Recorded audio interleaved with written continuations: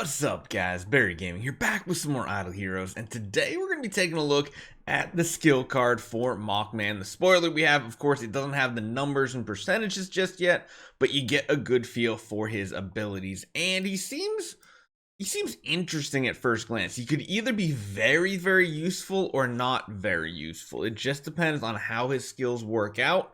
He has an ability to basically just take reduced damage from enemies that aren't marked with one of his abilities, and he only marks one enemy with his abilities, so there's potential. He could be good. We'll have to see, though. Of course, we will build him day one on the event. We'll probably be streaming the event as well, so yeah, should be good. Let's take a look at his skill card, though, and discuss whether you think he's going to be good or just okay.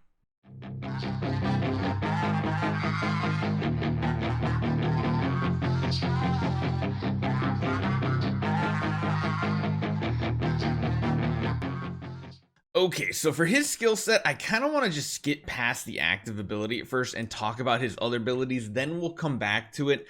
The active's a little confusing on whether it's like, it feels like it's almost works backwards from the way I think it should, but starting off, Unbending Soul, his passive skill, increasing HP, armor, control immunity, and precision. He doesn't have any built-in damage reduction, which you guys know I always hate that. I hate when a hero doesn't have built-in damage reduction. It just feels really bad, but there is a silver lining to that. We will get to it here in a minute.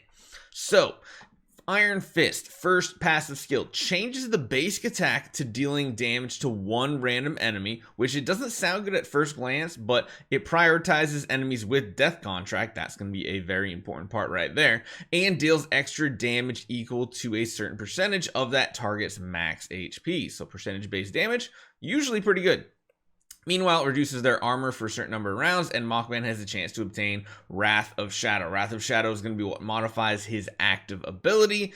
That's cool. That's great. So what does his Death Contract do? Well, let's go down to the notes down the bottom first before we continue on. Death Contract is a skill effect, so it's not going to be purifiable or anything like that. Reduces the damage dealt by enemies without Death Contract to Mockman.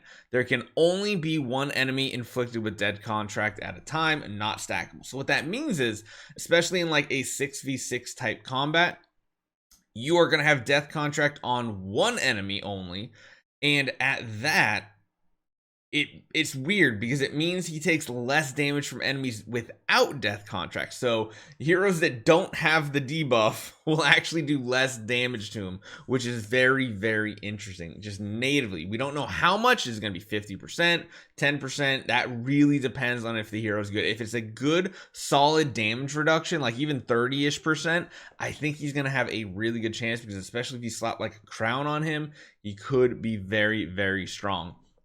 Wrath of Shadow we talked about as well. This basically just modifies his active ability, does more damage, things like that. Let's go over his last passive, which is very interesting because it's a situational, positional one that we haven't seen in the game for quite a while.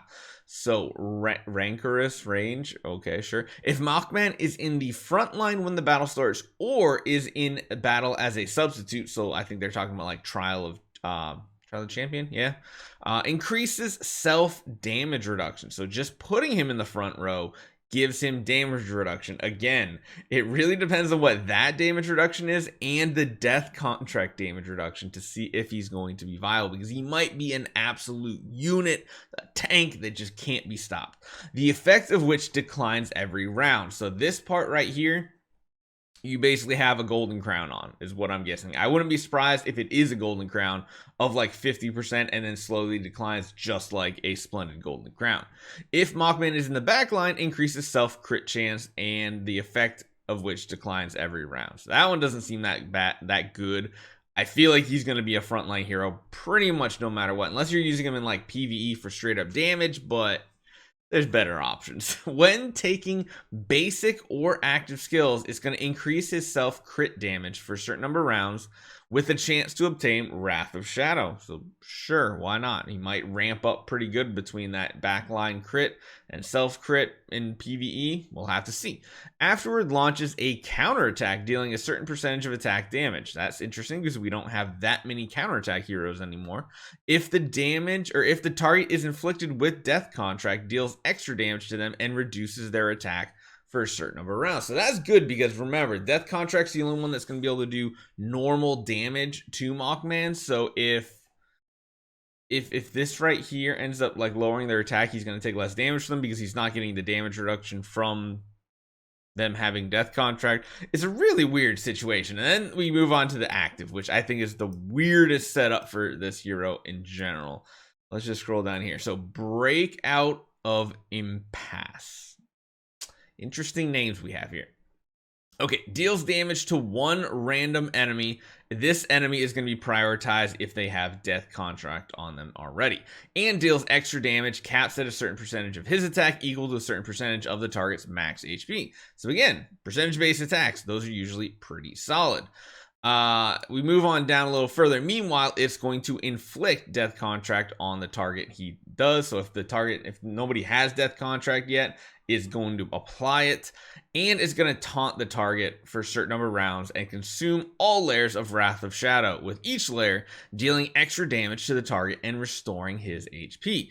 If the active skill defeats an enemy, it will immediately inflict Death Contract on another enemy with the highest attack and taunt them. So this is the weird part, because I think it's really weird, the fact that he's taunting the enemy that has Death Contract, which is a target that is not going to be having reduced damage dealt to Mockman. So it's like you're asking the person who's going to do full damage to you to attack you, and only you. I mean, Taunt is a skill that is very useful at times, especially if you're taunting someone who has a massive AoE ability. It really limits what they can do. So the taunt still has an effect. It can be useful. It's like Unimax, but 2 years later, and maybe viable. We'll have to see.